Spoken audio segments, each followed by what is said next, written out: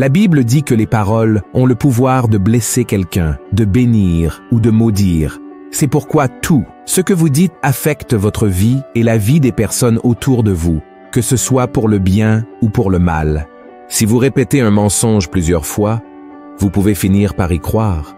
C'est pourquoi il est très important de faire attention à ne pas dire des choses qui ne sont pas vraies et qui ne sont pas alignées avec la parole de Dieu. Et dans la vidéo d'aujourd'hui, je vais vous montrer 10 phrases que vous devez cesser de dire immédiatement, car sinon vous ouvrez la porte à l'ennemi et attirez la malédiction dans votre vie. Avant de commencer, je tiens vraiment à ce que vous vous abonniez à ma chaîne, car tous les jours, je veux vous aider dans votre cheminement avec Dieu. Il vous suffit de cliquer sur le bouton « S'abonner » qui se trouve juste en dessous de la vidéo, et à côté apparaîtra une petite cloche. Il est important que vous cliquiez sur cette cloche et sélectionniez l'option « Toutes » afin de ne pas manquer les vidéos que je publierai, d'accord? Alors, commençons. La première phrase est celle que vous devez cesser de dire immédiatement. « Je n'ai pas de valeur, personne ne se soucie de moi. » Combien de fois avez-vous déjà prononcé cette phrase? Souvent dans notre vie, nous donnons le meilleur de nous-mêmes, mais nous n'obtenons pas toujours la reconnaissance que nous désirons, n'est-ce pas? Ce manque de reconnaissance peut engendrer en nous le sentiment que nous n'avons pas de valeur et que personne ne se soucie de nous. Dans d'autres CA, il y a des personnes qui se sentent tellement épuisées et, n'ayant aucune aide, finissent par croire que même si elles partent de ce monde, personne ne ressentira leur absence. Mais, frères et sœurs, c'est un grand mensonge et cela va à l'encontre des enseignements de la parole de Dieu. Il y a quelqu'un de très spécial qui se soucie beaucoup de vous. Regardez ce qui est écrit dans le psaume 139. « Éternel, tu me sondes et tu me connais. Tu sais quand je m'assieds et quand je me lève, tu pénètres de loin ma pensée. C'est toi qui as formé mes reins, qui m'as tissé dans le sein de ma mère. Je te loue de ce que je suis une créature si merveilleuse. Tes œuvres sont admirables, et mon âme le reconnaît bien. Mon cher frère et ma chère sœur, vous êtes une œuvre d'art de Dieu. Je sais que vous avez des défauts, mais cela ne diminue pas votre valeur aux yeux du Seigneur. Il ne vous évalue pas en fonction de vos capacités, de votre beauté, de votre intelligence. Il voit votre cœur et a observé à quel point vous vous êtes efforcé. Dieu a déjà prouvé son amour en envoyant son Fils mourir sur la croix à votre place. Alors, ne continuez pas à dire que vous n'avez pas de valeur. Votre vie est très précieuse pour Dieu. La deuxième phrase que vous devez arrêter de dire immédiatement est « Dieu n'écoute pas mes prières ». C'est une phrase que beaucoup de gens disent lorsqu'ils pensent que leurs plans n'ont pas fonctionné parce que Dieu n'a pas entendu leurs prières. Cependant, c'est encore un grand mensonge que vous devez cesser de dire. Faites attention à cette phrase, car elle peut engendrer l'incrédulité dans votre cœur, et la Bible dit que sans foi, il est impossible de plaire à Dieu. Voyez cette merveilleuse promesse du psaume 34. Quand les justes crient, l'Éternel entend, et il les délivre de toute leur détresse. L'Éternel est près de ceux qui ont le cœur brisé, et il sauve ceux qui ont l'esprit dans l'abattement. Alors, croyez que Dieu est attentif à vos prières et qu'il veut vous aider à réaliser vos rêves et vos objectifs. Mais il est également important que vous soyez attentif à SE's réponse. Le silence de Dieu face à vos demandes est aussi une réponse et vous devez comprendre cela. Parfois, Dieu dit non ou attendez ou quelque chose que vous ne voulez pas entendre, mais seulement lui sait ce qui est le mieux pour vous. Et ce que vous demandez n'est pas toujours en accord avec sa volonté ou ne viendra pas au moment où vous le souhaitez. C'est pourquoi, ayez beaucoup de patience, ne vous plaignez pas et ne cessez pas de croire. Peut-être que les circonstances n'ont pas encore changé parce que Dieu les utilise pour vous changer. Amen. La troisième phrase que vous devez arrêter de dire immédiatement est « Ce problème n'a pas de solution ». Jésus répondit, « Ce qui est impossible aux hommes est possible à Dieu. » Mon frère, fais attention à ne pas avouer la défaite avant l'heure, car Dieu peut changer n'importe quelle situation, aussi difficile soit-elle. La Bible regorge d'exemples de situations sans issue, transformées en de puissants témoignages du pouvoir de Dieu. Ainsi, fais davantage confiance au Seigneur et ne cherche pas à imaginer comment tout va se dérouler. Dieu peut ouvrir une porte là où il n'y en avait pas, simplement pour montrer qu'il est Dieu. Alors aie foi, car il n'y a aucun problème dans ce monde que lui ne puisse résoudre. Amen. La quatrième phrase que vous devez cesser de dire immédiatement est « Je jure par Dieu que je ne le ferai plus ». Beaucoup de gens ont l'habitude de dire cette phrase lorsqu'ils promettent de ne plus commettre d'erreurs. Mais saviez-vous que Dieu condamne ce genre d'attitude? Voyez ce que Jésus a dit. Vous avez encore appris qu'il a été dit aux anciens, « Tu ne te parjureras point, mais tu t'acquitteras envers le Seigneur de ce que tu as déclaré par serment.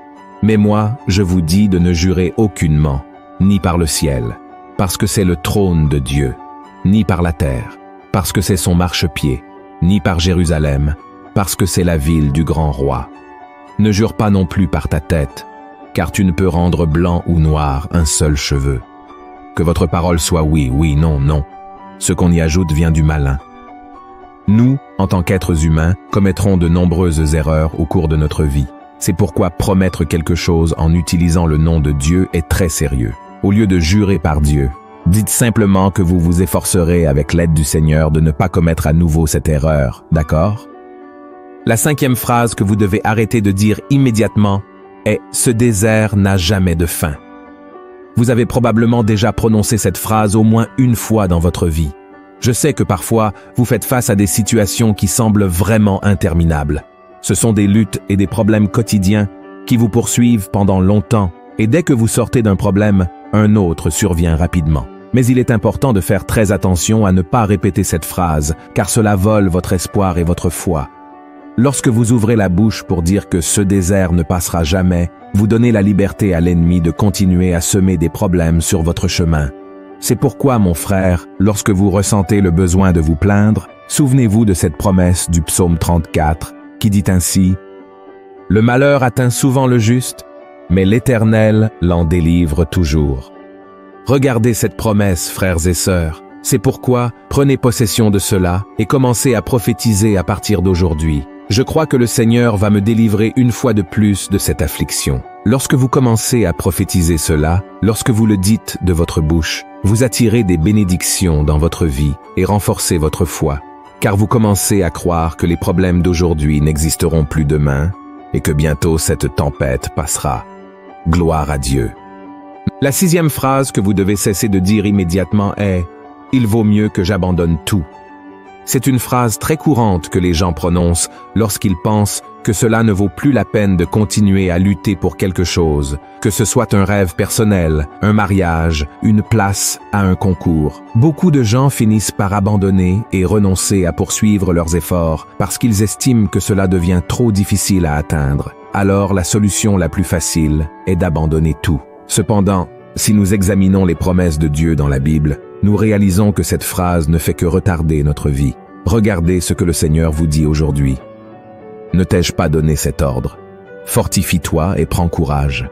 Ne t'effraie point et ne t'épouvante point, car l'Éternel, ton Dieu, est avec toi dans tout ce que tu entreprendras. Gloire à Dieu!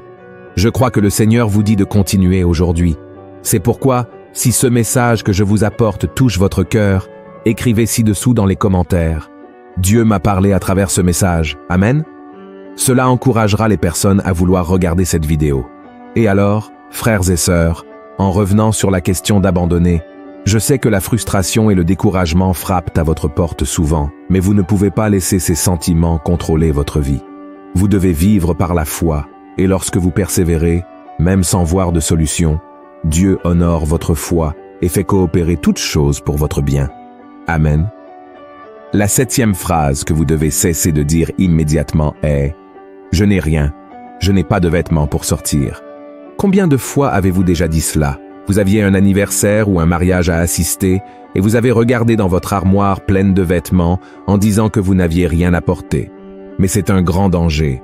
Parfois, nous ne donnons pas de valeur aux choses que Dieu nous donne et cela montre de l'ingratitude. Regardez ce que Jésus nous enseigne dans le chapitre 6 de Matthieu. Et pourquoi vous inquiétez au sujet du vêtement? Considérez comment croissent les lys des champs. Ils ne travaillent ni ne filent. Cependant, je vous dis que Salomon même, dans toute sa gloire, n'a pas été vêtu comme l'un d'eux. Le Seigneur vous dit de ne pas vous inquiéter des vêtements ou des biens matériels, car il pourvoira à tous vos besoins.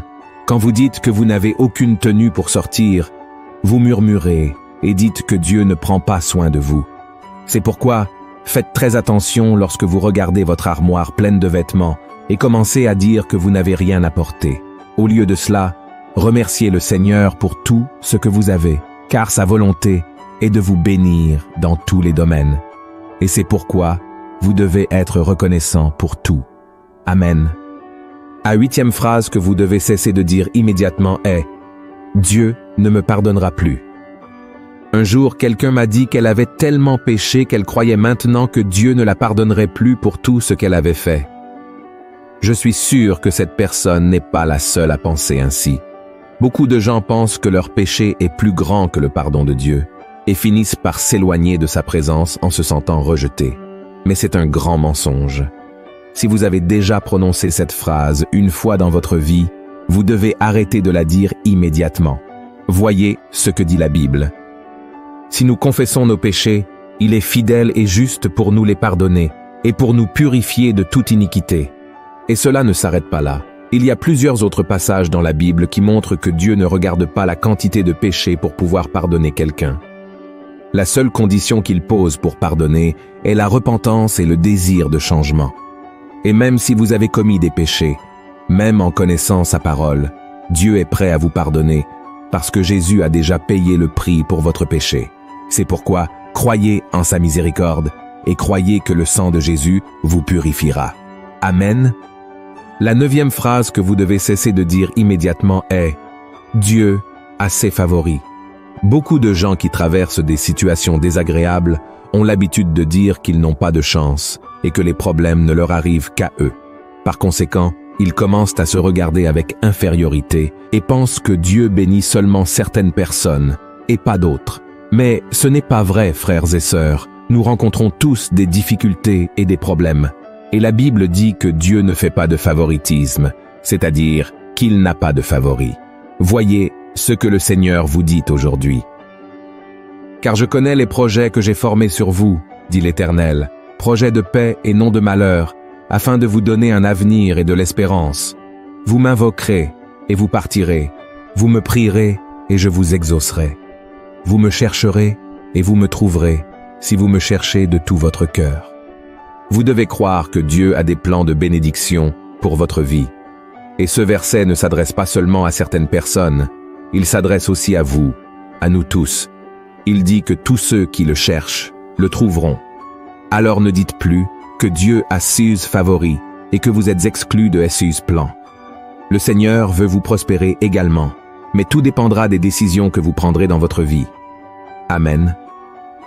La 10e phrase que vous devez cesser de dire immédiatement est « Je ne suis pas prêt à répondre à l'appel de Dieu ». Cette phrase est très courante à entendre lorsque quelqu'un reçoit l'opportunité de servir dans l'Église ou de travailler sur le terrain missionnaire. Beaucoup de gens ne se sentent pas capables d'accomplir quelque chose et ont très peur de faire des erreurs. Mais, frères et sœurs, vous devez comprendre une chose. Quand Dieu appelle une personne, il voit son cœur et son désir de servir. Vous avez probablement déjà entendu cette phrase. Dieu ne choisit pas les capables, mais il rend capables ceux qu'il choisit. Frères et sœurs, c'est une vérité qui est présente dans toute la Bible. Dieu nous a choisis avant même notre naissance et a appelé chacun à servir dans son royaume. Voyez ce qui est écrit dans Jérémie 1. « Avant que je t'eusse formé dans le ventre de ta mère, je te connaissais, et avant que tu fusses sorti de son sein, je t'avais consacré, je t'avais établi prophète des nations. » Voici, frères et sœurs, Dieu a un dessein, un appel pour chacun de nous. Alors, n'ayez pas peur lorsque vous recevez une invitation à servir dans un appel de Dieu. Le Seigneur vous habilitera à accomplir son œuvre. Faites simplement le premier pas et continuez à faire ce que Dieu a mis dans votre cœur. Avec le temps, vous serez surpris par ce que Dieu accomplira à travers votre vie. Amen. J'espère que vous avez appris que les mots ont du pouvoir. C'est pourquoi vous devez prophétiser des bénédictions et non des malédictions sur votre vie. Nos paroles sont comme des graines, et j'espère que vous récolterez de nombreux bons fruits à partir d'aujourd'hui. Maintenant, je vous demande de partager cette vidéo. Cliquez sur le bouton de partage, puis sélectionnez l'icône WhatsApp et choisissez au moins 7 personnes que vous connaissez. Je vous attends donc dans la prochaine vidéo. Que Dieu vous bénisse.